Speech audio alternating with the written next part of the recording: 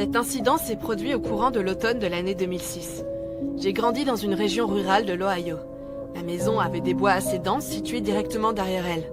Enfant, j'avais une passion pour l'exploration.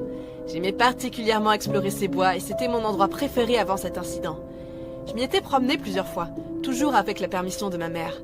Il y avait un arbre en particulier que j'aimais souvent grimper dessus, habituellement à peu près à mi-chemin, donc je me perdais sur l'une des branches les plus lourdes pour me relaxer en écoutant des sons paisibles de la nature.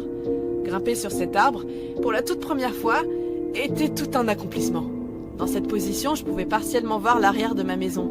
Ce jour-là, après une bonne dose d'exploration, j'ai soigneusement escaladé mon arbre préféré.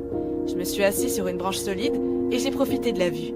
Naturellement, comme il était tard en octobre, le soleil a inévitablement commencé à se coucher en quelques minutes. Je me suis toujours sentie un peu triste de voir l'obscurité qui s'approchait. Les bois étaient comme mon propre petit sanctuaire et je pouvais m'y divertir pendant des heures.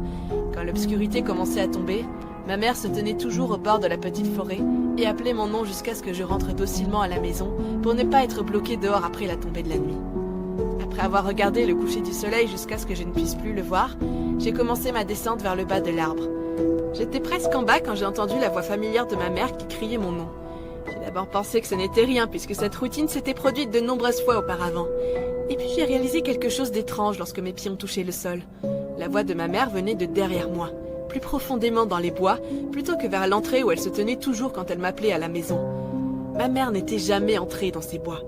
En tout cas, pas avec moi. J'étais impatient de la retrouver et de lui montrer toutes mes activités préférées avant qu'il ne fasse trop sombre.